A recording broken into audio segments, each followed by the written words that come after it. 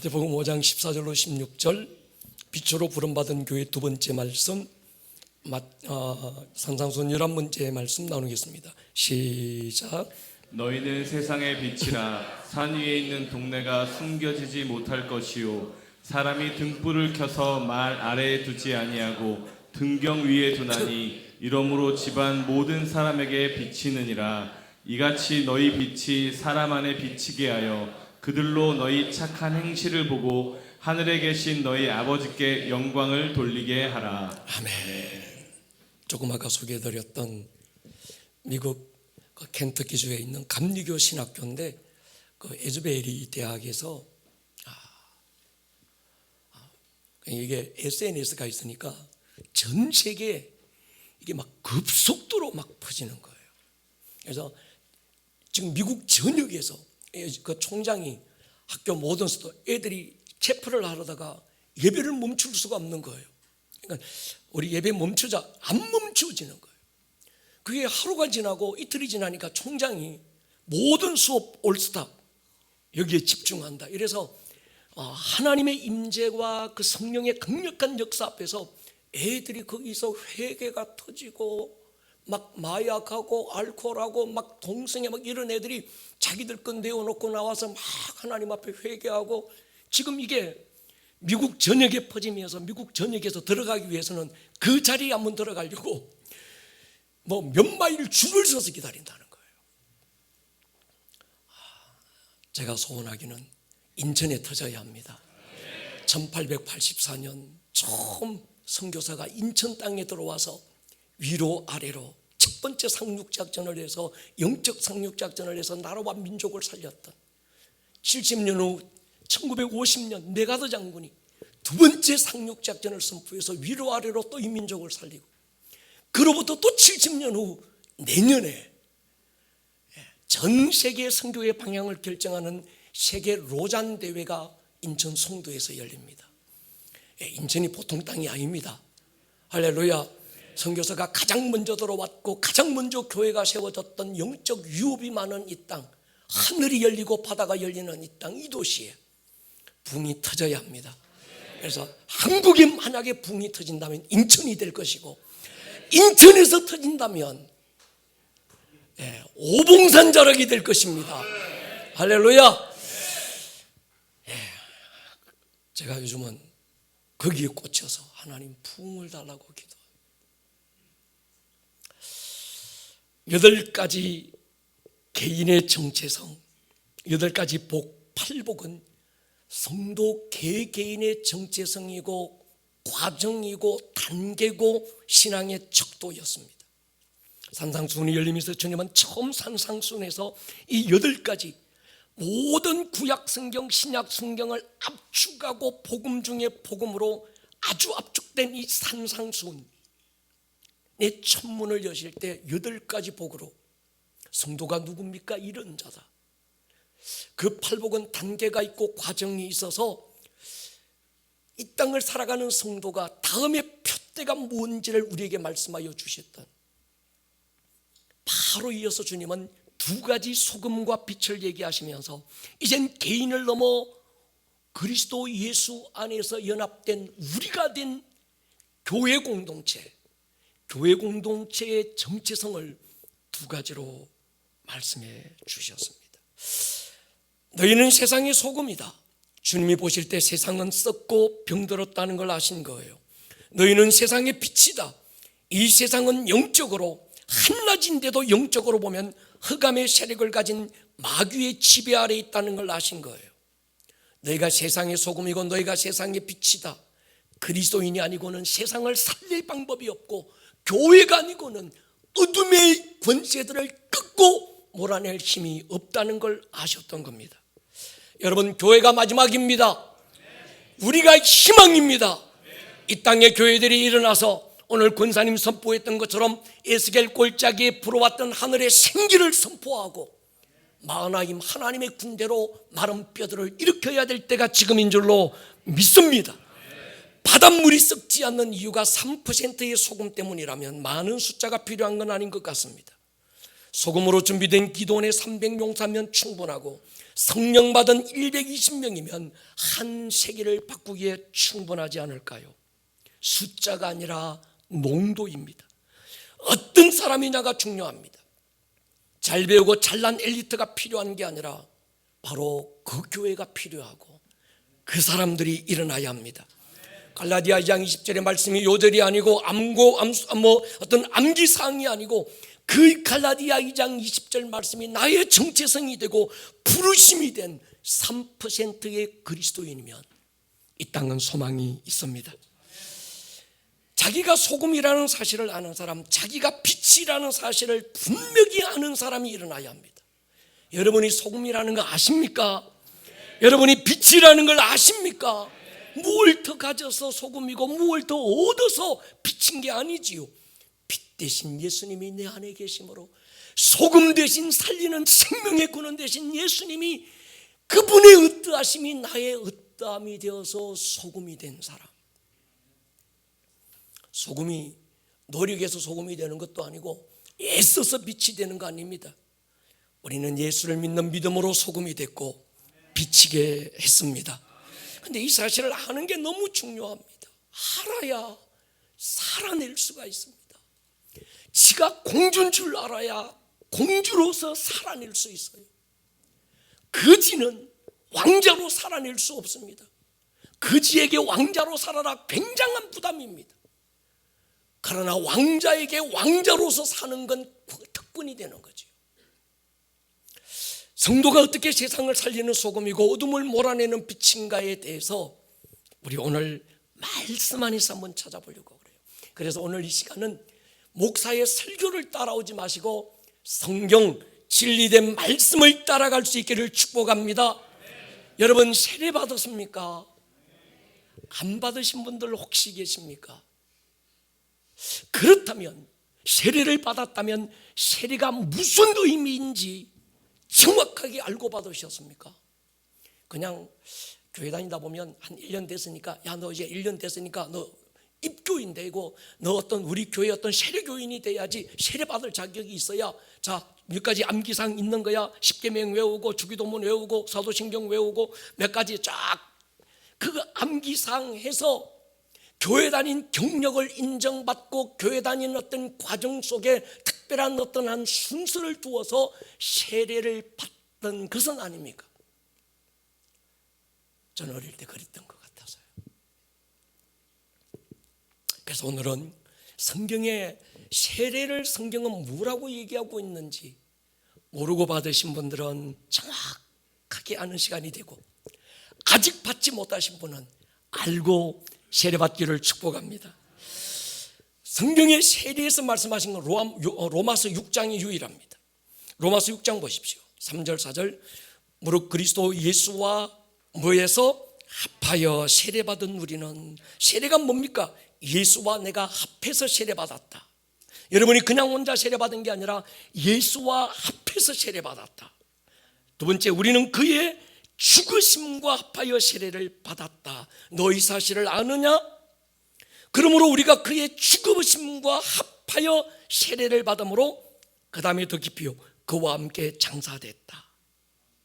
이는 아버지의 영광으로 말미암아 그리스도를 죽은 자 가운데서 살리심과 같이 우리로 또한 새 생명 가운데 행하게 하려 함이라. 로마서 6장 6절 보십시오. 우리가 알거니와 우리의 옛사람이 예수와 함께 십자가에 못 박힌 것은 박힐 게 아니고 박힐 수도 있다가 아니고 박혔다. 과거 완료형입니다. 죄의 몸이 죽어 다시는 죄에게 종노릇 하지 아니하려 합니다. 여기서 바울이 세례에 대한 얘기를 하실 때 강조해서 3번씩이나 강조하는 단어가 있습니다. 합하다라는 거예요. 합하다. 합하여. 헬라어 원어는 에이스라는 단어를 썼습니다.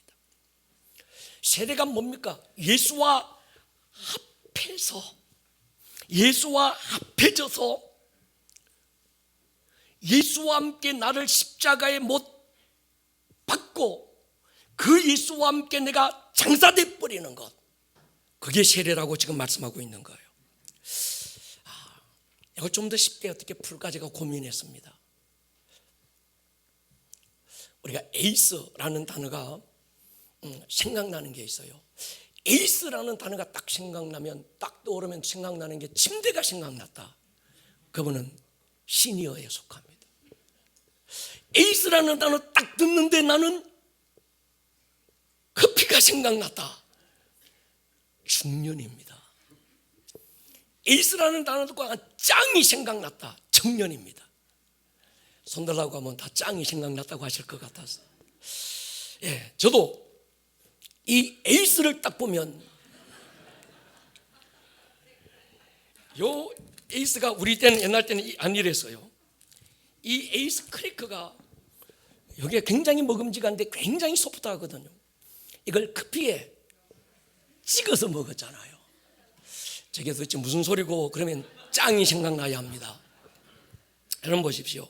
헬라어에서 에이스는 영어 성경 여러분 찾아보시면 into Jesus Christ, into His death로 나옵니다. into 안으로 들어간다는 뜻입니다. 커피 안에 이 에이스가 들어가는 것처럼 세례가 뭡니까? 예수 그리스도 안에 내가 들어간다는 거예요. 아멘입니까? 그냥 들어가는 것으로 끝나지 않고 예수님이 십자가에 못 박히실 때 내 옛 사람이 그 예수님 안에서 함께 못 박혔다는 거예요. 할렐루야. 그래서 갈라디아 2장 20절에 내가 그리스도와 함께 십자가에 못 박혔다 이렇게 얘기하는 거예요. 못 박혔습니까? 박힌 것으로 끝나지 않고 예수 그리스도 안에 내가 합해져서 연합되고 에이스되고 인티해서 그 예수님 안에서 함께 예수님과 함께 내 옛사람 죄에 반응하고 죄에 끌려가고 죄에 생포되고, 그래서 늘 죄로부터 분리될 수 없었던 내 옛사람이 예수님 안에 인투 들어가고 예수님 안에 에이스되고 예수님과 합해서 못 박힌 것으로 끝나지 않고 무덤에 장사됐다. 믿으십니까? 갈라디아 2장 20절 보십시오. 내가 그리스도와 함께 십자가에 못 박혔나니 내가 산 것이 아니고 나는 죽었다. 내 안에 누가 삽니까? 예수가 사신다. 과거 완료형이죠. 이게 세례예요. 세례가 뭡니까? 의식이 아닙니다. 갈라디아 2장 20절은 의식도 아니고 갈라디아 2장 20절, 로마서 6장 3절, 4절, 6절, 그 다음에 13절, 14절은 그저 이건 하나의 교리도 아니고 신학적인 어떤 견해도 아니고 이건 전통도 아니고 실제적 사건입니다. 아멘입니까? 자, 6절 보시면 6절에 강조하는 두 단어가 있습니다. 알거니와 알지 못하느냐. 이건 뭡니까? 하면 알고 있니? 너 세례 받았는데 세례가 무슨 뜻인지 알고 있니? 알아야 돼. 이건 알거니와 그 말인 거예요. 그리스도인이라면 반드시 알아야 되는 지식. 그런데 알고 있어야 되는데 모르는 사람들이 훨씬 더 많더라는 거예요. 반드시 알아야 되고 알고 있어야 되는데 모르는 이유가 있습니다. 이게 시간과 공간의 개념을 잘 이해를 못해서 그래요. 여러분, 우리 육은 여러분 학교에서 공부하실 때 1차원이 있습니다. 점은 1차원이에요. 점과 점이 모여서 선이 되면 2차원이라고 합니다. 1차원과 2차원은 차원이 다르고 2차원과 3차원은 또 차원이 다릅니다. 거기서 영적 차원은 훨씬 더 다릅니다. 우리가 이 3차원 세계 안에서는 시간과 공간의 지배를 받아요. 4차원 영적 세계는 시간을 뛰어넘습니다. 과거가 없고 미래가 없고 영원한 현재만 있는 거예요. 여러분 생각해 보십시오.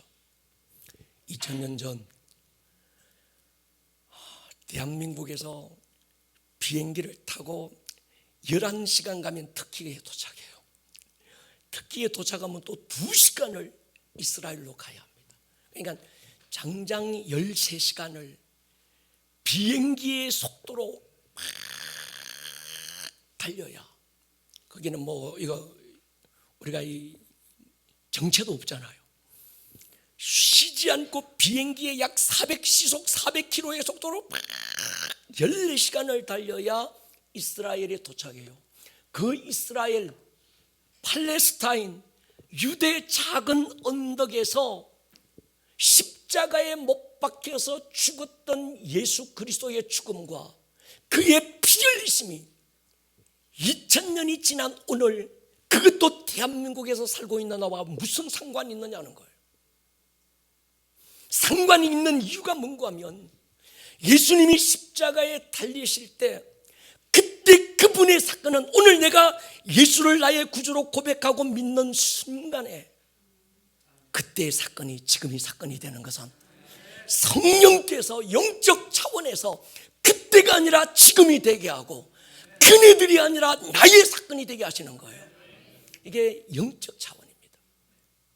그래서 우리가 예수님의 십자가를 생각할 때마다 예수님이 2000년 전 십자가 위에서 죽으셨다. 그분의 피 흘리심이 내 모든 죄를 사했다. 할렐루야.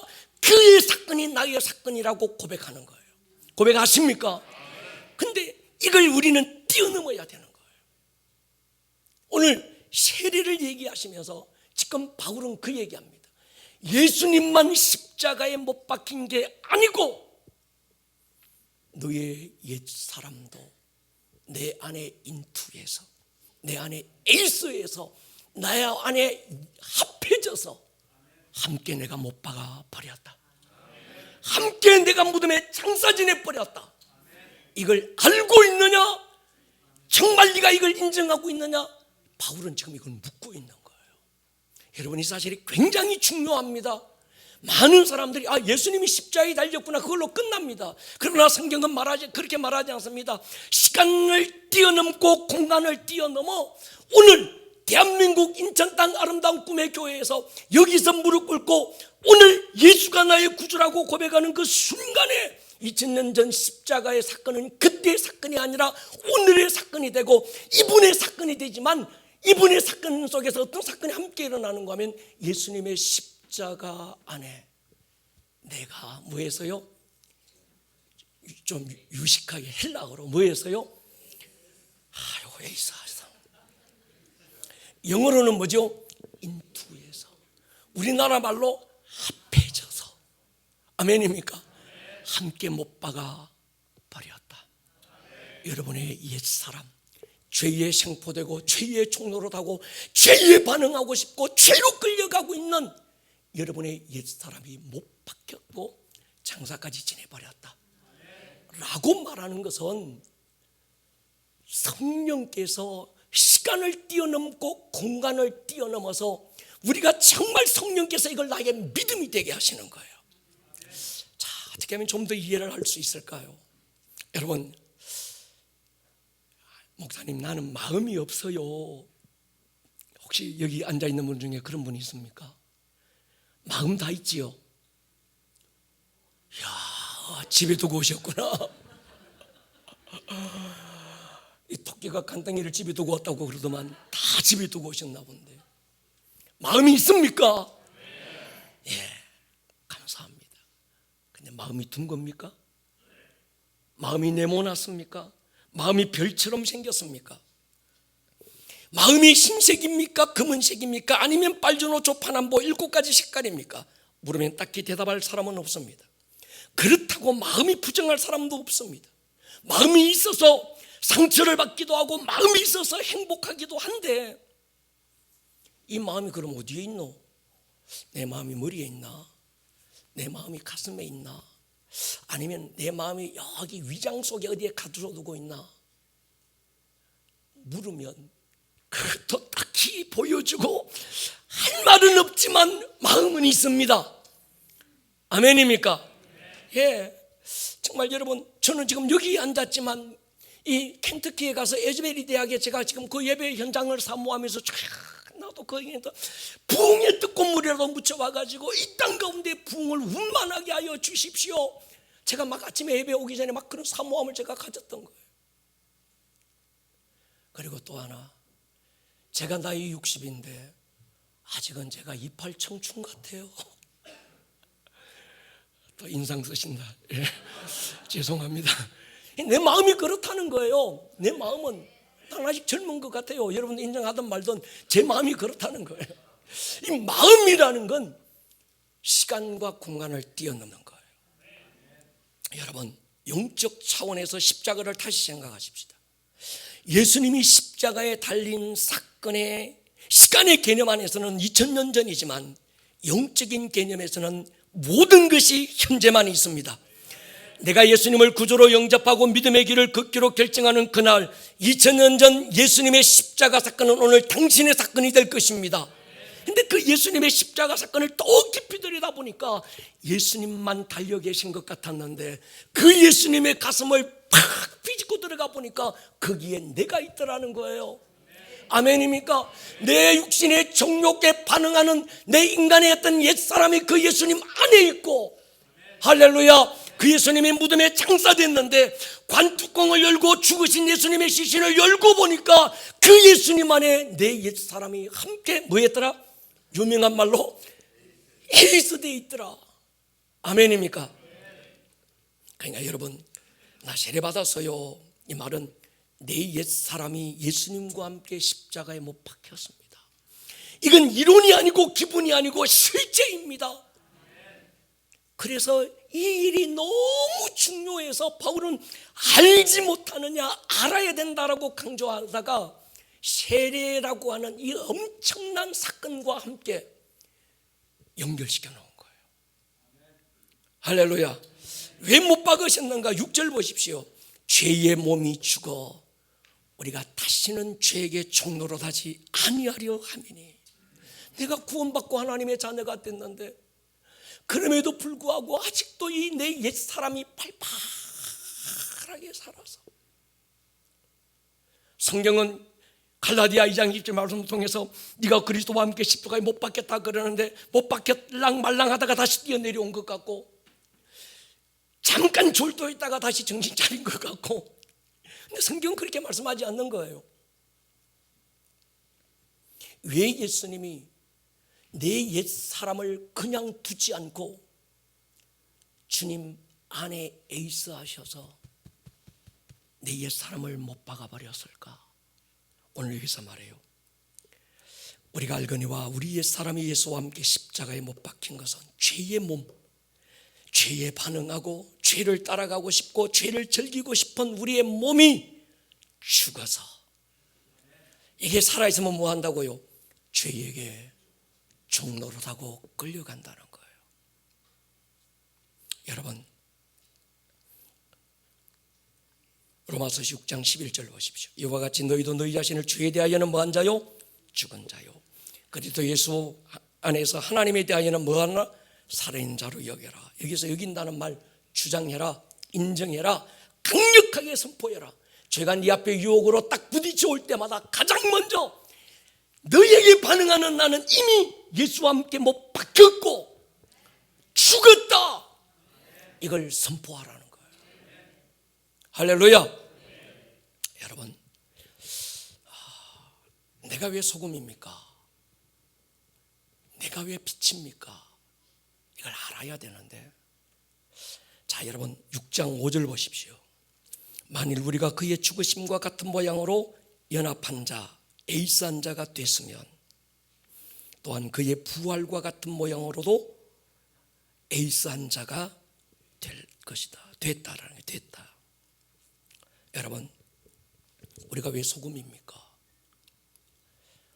예수의 생명이, 나는 죽고 내 안에 정말 생명의 근원 되신 예수님이 내 안에 있고 그분이 내 안에 에이스 하시고 내가 그분 안에 에이스 돼서 그분 안에, 내가 그분 안에, 그분이 내 안에서 연합했기 때문에 우리가 소금입니다. 그분의 부활에 우리가 연합됐기 때문에 우리가 빛인 거예요. 그래서 그리스도인은요, 두 가지 정체성. 그래서 소금은 세상을 대한, 빛은 하나님을 대한, 세상을 대해서는 끝까지 품고 사랑하고 녹여내고 기다려주고 인내하고 오른밤 때리면 왼밤도 돌려대고, 오리 가자고 하면 심리도 적극적으로 동행해 주면서, 내가 속음으로서 내 성질로는 그렇게 할 수 없고 내 기질로는 도무지 그게 말도 안 되는 얘기지만, 내 안에 계신 그분의 어떠하심이, 그분의 소금 되심이 나를 통해서 나타나면 할 수 있습니다. 그분의 빛 되신 그분이 내게서 나타나면, 참빛 곧 세상에 비추는 빛이 있었나니, 그 빛 되신 예수님께서 나를 통해서, 내가 그분 안에서 이 빛이 드러나면 어둠은 떠나갈 것입니다. 이 그리스도인의 정체성이 굉장히 중요한 거예요. 여러분, 우리가 그냥 세례받은 게 아닙니다. 그저 우리가 믿는 예수님, 2000년 전 십자가의 그 예수님, 십자가에는 예수님만 딸렸구나. 성경 그렇게 말씀하지 않습니다. 네가 갈라디아 2장 20절에 함께 못 박혔다. 할렐루야. 함께 네가 예수와 함께 죽었다. 죄의 몸이 죽어 다시는 죄에게 종노릇 할 수 없다. 선포하십시오. 빛이 어둠을 어떻게 이길까요? 숟가락으로 퍼낼까요? 양동이로 퍼내면 퍼질까요? 아닙니다. 내가 빛이라는 사실을 알고 드러내면 됩니다. 그래서 에베소서는 교회론을 얘기하는데 두 가지 교회론을 얘기합니다. 에베소 1장 23절에 보면, 교회는 그의 몸이니 만물 안에서 만물을 충만케 하시는 이의 충만함이니라. 만물 안에서 만물을 충만하게 하는 것, 이건 소금인 거예요. 우리가 소금으로서의 역할을 다할 때, 부르심을 다할 때 만물이 충만하게 될 것입니다. 여러분이 여러분의 가정 안에서, 남편은 아내에 대해서, 아내는 남편에 대해서 소금으로 살기를 축복합니다. 부모는 자식에 대해서, 자식은 부모에 대해서 소금으로 사십시오. 목장 안에서 서로가 소금이 되어 사십시오. 직장 안에서 그 성도 한 사람이 그 직장에 있음으로 인해서 그 직장이 살맛나고 썩었던 것들이 다시 일어나고 소생케 되고, 소금 그 한 사람, 여러분이 빛이 되셔서 여러분의 가정에 여러분들의 자녀들을 공격하고, 여러분들의 생각과 마음을 공격해서 어둠의 창기게 만들고, 불평과 원망과 분노와 어떤 이런 부정적인 생각으로 나를 계속 끌고 가서 꼼짝 못하도록 내 마음을 결박해가지고 우울의 영에 생포하고 있는 이 모든 것들, 빛이 비치면 떠나갈 것입니다. 그래서 이건 소금으로서의 역할. 두 번째는, 에베소서는 쭉 얘기하다가 마지막에 뭘 얘기하는가 하면, 교회론의 결론에서 에베소 6장에서 뭐 얘기하십니까? 영적 전쟁을 얘기하는 거예요. 이 영적 전쟁은, 영적 전쟁 스쿨에 와서 들으시기를 바랍니다. 할렐루야. 끝으로 너희가 주 안에서 힘의 능력으로 강건하고, 막 너희의 씨름이 혈과 육에 대한 것이 아니고 하늘에, 이거는 만물 위에 있는 교회. 전에는 스카이가 소금이라면 그 위에 코스모스가 뭐예요? 빛이라는 거예요. 만물 위에 있어서 만물을 다스리는 교회, 영적 세계를 장악하고 거기서 하나님의 영광을 선포하는 교회, 우리 교회가 되기를 축복합니다. 여러분, 제가 사진을 좋아해요. 그래서 가끔씩, 전에는, 요즘은 못합니다만 전에는 이 사람들과 어울려서 우리가 이 사진 찍으러도 다녀보고, 또 한 1500장 찍으니까 한 장 조금 쓸만하더만요. 이 사진을 빛의 예술이라고 그래요. 사진은 빛으로 그린 그림입니다. 모든 아름다움은 빛이 만들어요. 태어날 때부터 소경으로 살았던 이분은 색에 대한 개념이 없어요. 발주노초 파남보 7빛깔 무지개가 아름답다고 그러면 빨간색이 뭔지 모르고 파란색이 뭔지 개념이 없습니다. 모든 아름다움, 모든 조화, 모든 어떤 기준, 질서의 기준은 빛이 있어야 됩니다. 주님께서 너희는 세상의 빛이다 할 때 이 빛은 태양빛이 아닙니다. 하나님의 존재 양태, 하나님 그분의 속성, 생명의 근원 되신 참빛이신 그분을 얘기하는 거예요. 요한복음 1장 4절 5절 우리 한번 읽겠습니다. 시작. 그 안에 생명이 있었으니 이 생명은 사람들의 빛이라. 빛이 어둠에 비치되 어둠이 깨닫지 못하더라. 1장 9절 시작. 참 빛 곧 세상에 와서 각 사람에게 비추는 빛이 있었나니. 8장 12절 예수께서 예수께서 또 말씀하여 이르시되 나는 세상의 빛이니 나를 따르는 자는 어둠에 다니지 아니하고 생명의 빛을 얻으리라. 지금 너희는 세상의 빛이다 할 때 이 빛은 태양빛이 아니고 이 빛은 하나님의 존재, 하나님의 영광, 하나님이 존재하시는 그 자체, 하나님이 영광으로 계시는 거예요.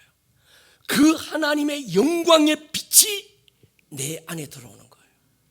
할렐루야. 그래서 우리가 빛이 된 거예요. 이건 생명을 얘기하죠. 생명이 있었으니 생명은 사람들의 빛이라. 빛과 생명은 동격입니다. 빛이 없다면 생명이 존재할 수가 없습니다. 근데 빛이 세상에 왔는데 하나님의 독생자가 하나님의 영광의 빛으로 오셨는데 세상은 깨닫지 못하고 알지 못한 거예요. 참빛, 가짜빛 말고 창조된 빛 말고 인간이 조작해서 만들어낸 빛 말고 하나님 그분 빛 말하죠. 심판이 뭘까요? 요한복음 3장 19절에 보면요, 정죄는 이것이니 곧 빛이 세상에 와서되 사람들이 자기 행위가 악함으로 빛보다 어둠을 더 사랑한 것이다. 악을 행하는 자마다 빛을 미워하여 빛으로 오지 않는다 할 때 심판이 뭔가 하면 빛이 없는 거예요. 어둠만 있는 거. 여러분이 빛인 이유를 아시겠습니까?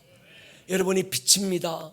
목사님, 내가 아직은 덜 성수 같고 내가 덜 여물어서 때로 엎어지기도 하고 내가 넘어지기도 하고 냄새나기도 하지만 근데 내가 빛일까요? 맞습니다. 할렐루야. 여러분의 어떠함과는 상관없이 여러분들 안에 또 여러분들이 예수님 안에 참빛이신 그분 안에 함께 있기 때문입니다. 베드로전서 2장 9절 보십시오. 너희는 택하신 족속이고 왕같은 제사장이고 거룩한 나라고 그의 소유된 백성이니 이는 너희를 어두운 데서 불러내어 그의 기이한 빛에 들어가게 하신 이의 아름다운 덕을 선포하게 하려 함이라. 그리스도인들, 왜 우리가 왕같은 제사장입니까? 왜 우리가 거룩한 나라입니까? 왜 택한 백성입니까? 왜 우리가 빛입니까? 빛을 주신 이유가 뭡니까? 우리를 어두운 데서 불러내어 참빛 생명의 빛 안으로 우리가 들어가고 그 빛이 우리 안에 들어온 이유가 뭡니까? 빛이 빛을 발해야 사람들이 빛으로 오는 거예요. 할렐루야. 여러분, 너희는 세상의 빛이다. 너희만 빛이라는 거예요. 빛이 빛을 드러내지 않아요. 빛이 빛을 발하지 않습니다. 그럼 빛이 문제가 생긴 거예요. 빛이 없다는 얘기 아닙니다. 소금인데 전혀 소금 맛이 없어요. 한 부대를 막 쏟아부어도 전혀 간이 안 맞아. 입맛이 병들었든지 아니면 소금이 문제가 있다. 여러분, 우리 그리스도인은 세상을 섬겨야 합니다. 낮아지고 어떻게 섬길까요? 내가 양보하고 내가 낮아지고 내가 손해보고 내가 엎드리고 때로 속상해서 예수가 나 죽이네 하지만 가서 또 다시 한 번 더 품고 세우고 일으키고 소금이어야 합니다. 그러나 어떤 부분에 대해서는 빛이어야 합니다. 영적 세계에 대해서는 당당하게 내 안에 있는 빛을 드러내서 어둠을 몰아내야 합니다. 할렐루야. 소금으로서의 위치는 세상이지만 빛으로서의 위치는 하늘인 거죠. 오늘 본문에서 굉장히 중요한 두 단어를 찾으셔야 합니다. 예수님이 너희는 빛이다 라고 말씀하시는데 왜 내게 빛이 안 나갈까요? 분명히 너희는 세상의 빛이다 하셨는데 왜 내 빛은 안 나타나고 깜깜한 이유가 뭡니까? 여전히 어둠이 판을 치고 있고 여전히 우리 집안에 이 어둠이 공격해오고 있고 내가 예수의 이름으로 아무리 고함 질러도 이놈의 어둠이 꼼짝도 안 하는 것 같고 왜 그런가? 빛을 가로막고 있는 게 있다는 거예요. 그래서 예수님께서 너희는 빛이다 할 때 두 단어를 주님은 함께 말씀하고 계시는 겁니다. 첫 번째는 산입니다. 5장 14절에 보면 너희는 세상의 빛이라 산 위에 있는 동네가 숨기지 못할 것이다. 여러분, 해가 떴는데, 아침에 동쪽에서 해가 떴는데 이 산 너머 이쪽 마을은 여전히 깜깜한 이유가 뭔가 하면 산이 가로막고 있는 거예요. 외부에 큰 산, 높은 산. 성경적으로는 이 산이 예루살렘 성전이 있던 성전산을 얘기합니다. 또 더 나아가면 아브라함이 자기 아들 이삭을 하나님의 번제단 위에 올려드렸던 모리아산이 바로 동일한 그 산입니다. 솔로몬이 하나님의 성전을 세웠던 산이 똑같은 그 산입니다. 다윗이 인구조사하고 하나님 앞에 한 방 얻어터지고 회개할 때 하나님께서 아리우나의 타작마당에 가서 예배라고 했던 그 예배의 현장이 똑같은 그 산 그 자리예요. 더 중요한 건 예수님이 십자가 위에서 죽으실 때 십자가가 세워졌던 산도 그 산입니다. 예루살렘 시온산이라고, 아브라함 때는 모리아산, 다윗 때는 시온산, 솔로몬 때는 성전산, 어떤 다윗 때는 거기서 뭡니까 아리오나 타작마당이 있던 곳, 똑같은 산이에요. 그런데 여기에 주님께서 하시는 말씀이 있어요. 수가성의 한 여인과 예수님이 요한복음 4장에서 만났을 때 이 여인이 예수님께 물어요. 예수님, 우리는 이 이스라엘, 북이스라엘, 우리는 이 산에서 예배해야 된다고 그러고 당신들은 저 산에서 예배해야 된다고 하는데 어느 산에서 예배하는 게 맞습니까? 라고 얘기할 때 예수님께서 이 산에서도 말고 저 산에서도 말하라. 신령과 진정으로 예배할 때가 오나니 곧 지금이다. 이 산은 뭔가 하면 베델산입니다. 베델.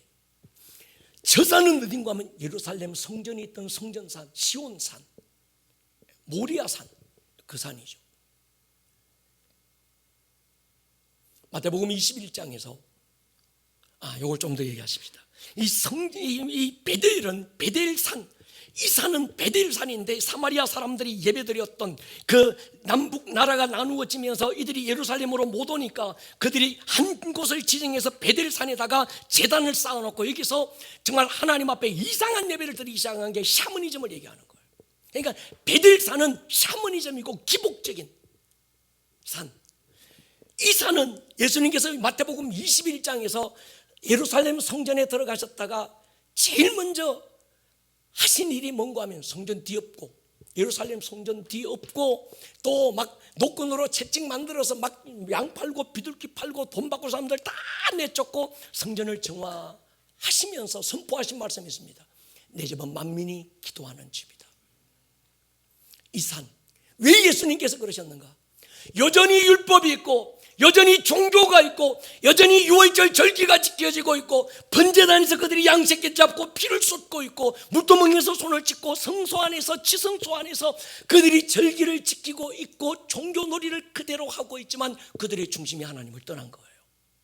그러니까 지금 여기서 이 산이 뭔가 하면 산은 외부에 있는 것인데 또 하나는 샤머니즘된 우리의 신앙, 또 하나는 종교화된 제도화된 어떤 인간이 만든 규칙 속에 딱 정해져 있는 우리의 신앙이 종교화됐다는 거예요. 여러분, 진리가 타락하면 종교가 됩니다.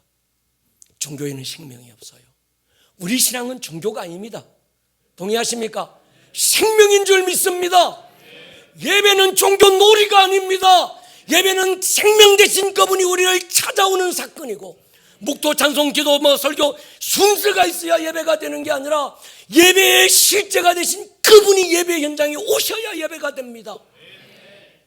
우리는 그런 예배를 갈망하는 거예요. 그래서 주님께서 신령과 진정으로 해봐라, 인 스피릿 인 추루 안에서 예배해라, 그렇게 말씀하시는 거예요. 우리의 산, 기복적인 돈, 복. 그러니까 우리 신앙이 안 깊어지는 거예요.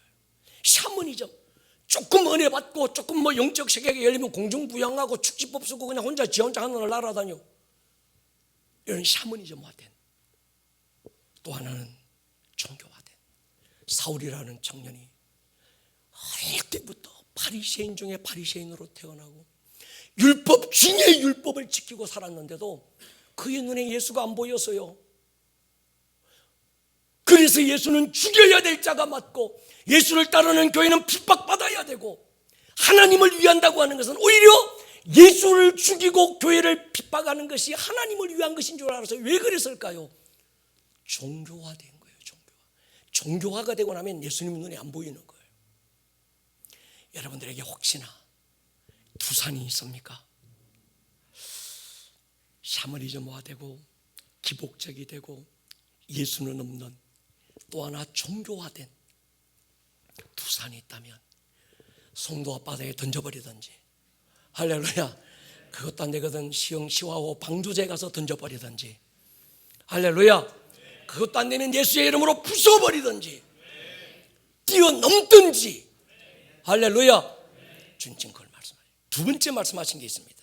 주님 말씀하실 때 두 번째가 뭡니까? 말이라는 거예요. 15절에 보면 사람이 등불을 켜서 말 아래 두지 않는다, 등경 위에 둔다. 여기서 말은 타고 다니는 말도 아니고 제가 지금 말하고 있는 이 말도 아니고, 이건 젊은이들이 이 말을 모르더라고요. 제가 어렸을 때 저희 시골 장은 3일, 8일, 5일장이 꼭 열려서요, 우리 엄마가 장날만 되면 금동 뭉다리 하나 주시면서 쌀 한 대박 좀 사오라고. 그래서 봉다리 들고 쌀집에 가서 아저씨 쌀 주이소. 그러면 이 아저씨가 대박에다가 쌀을 수북하게 쌓아놓고는 어떤 몽둥이 하나 가지고 잔인하게 쫙 깎아요. 야, 어린 마음에 상처가 되더만요. 그냥 주면 얼마나 좋을까. 그 옆에 뭔가 하면 이 한 대박이 10개가 들어가는 말이 있어. 저희 아버지가 말수를 드신 분이었어요. 이 말, 이성균 조사, 한 대박이 10개 들어가는 게 말이야. 지금 이 말을 얘기하는 거예요. 이 말 위에 등불을 두지 말 아래 두면 이 말이 빛을 가로막는다는 거예요. 말이 뭘까? 이건 밖에 있는 산이 아니라 여러분들 안에 있는 산입니다. 이건 내 기질, 부정적인 기질, 잘못 형성된 내 성격, 부모로부터 가까운 이웃들로부터 주고받았던 마음의 상처들, 이것들이 상처받아서 생채기가 나면 또 긁어서 부스럼 내고 또 긁어서 부스럼 내고, 그러다 보면 여기에 부스럼이 안고 하면 딱딱한 거북이등처럼 이게 굳어져서 이젠 감각도 없고 느낌도 없고, 저 사람은 왜 웃는지 저 사람은 왜 우는지 슬픈 것도 모르겠고 기쁜 것도 모르겠고, 하나님으로부터 오지 않는 사상들, 내 안에 잘못 공부하고 어떤 잘못된 서성을 만나고 잘못된 책을 읽으면서 하나님으로부터 오지 않는 지식들, 하나님으로부터 오지 않는 사상들, 이념들, 내 안에 어떤 잘못된 기질들, 상처받은 내 자아상, 부정적이고 분노가 일어나고 쉽게 정죄하고 내 안에서 또 다른 스스로를 정죄해가는 내 안에 있는 이 부정적인 것들, 이게 말인 거예요. 이걸 그냥 두면 이게 빛을 막아요. 이게 힘이 있습니다. 이게 빛을 가로막아서 빛이 비치지 못하게 하는 거예요. 여러분, 오늘 이 시간 성령님께서 치유의 광선을 발하셔서 여러분들 안에 있는 하나님으로부터 오지 않은, 하나님이 우리에게 만들어주지 않는 여러 가지 모든 것들이 이 시간 녹아버리기를 축복합니다. 치유되기를 축복합니다. 이걸 치유해야 그 다음에 빛이 돼요. 빛이 되는 거예요. 사랑하는 여러분, 주님 우리에게 말씀해요. 일어나라, 빛을 발해라. 그런데 빛이 없어요. 아니다, 빛이 있다 네 안에. 나는 아무리 해도 내 안에 빛이 안 나가는데요. 이유가 뭔가? 두 가지. 외부에는 산이, 내 내부에는 말이 가로막고 있어서 그렇습니다. 머리를 한번 숙여볼까요?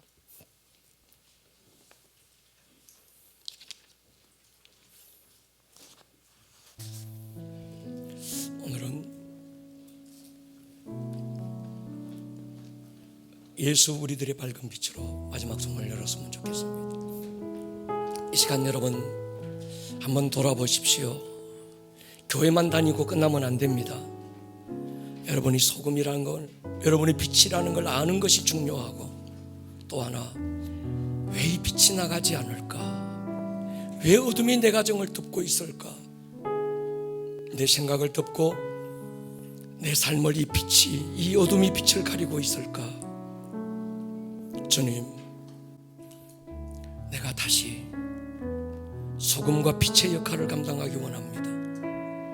참빛 대신 예수님 내 안에 오셔서 예수님을 나타내 주십시오. 우리 이 마음을 담아서 우리 찬양하며 먼저 하나님께 나가기 원합니다. 예수 우리들의 은혜와 긍휼을 베푸시는 주, 너의 길을 따라가는 주의 자녀들은 항상 밝은 빛을 비추시네. 그는 구원의 주 하나님, 그는 구원의 주 하나님, 공의로 세상을 다스리시는 주를 경외하는 자들에게 부어주시는 놀라운 주. 자리에서 우리 한번 일어서겠습니다. 하늘에서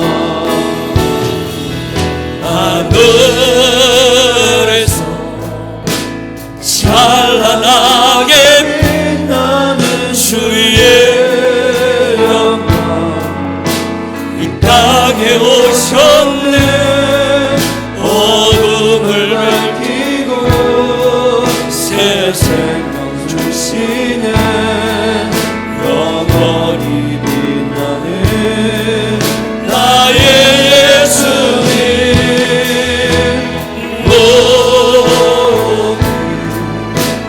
영광과 찬양 받으실 경외합니다. 슬픔을 거두고 내게 자유 주시네. 기쁨의 노래를 영원한 나의 빛 예수께. 시간 한번 기도할 겁니다. 믿음으로 선포하십시오.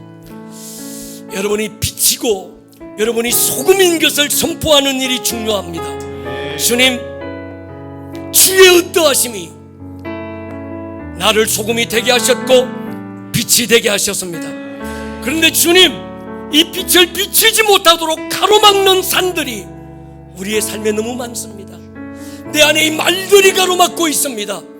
이 시간 주의 성령님 내 안에 오셔서 모든 산을 옮겨주시고 모든 말들을 깨워주십시오. 주여 한번 부르고 통성으로 기도합니다. 주여 주여. 오늘 들었던 이 말씀이 듣는 말씀에서 끝나지 않고 여러분들의 삶에 살아내는 말씀으로 생명력 있는 말씀이 될 수 있기를 주님의 이름으로 다시 한번 축복합니다. 온 하늘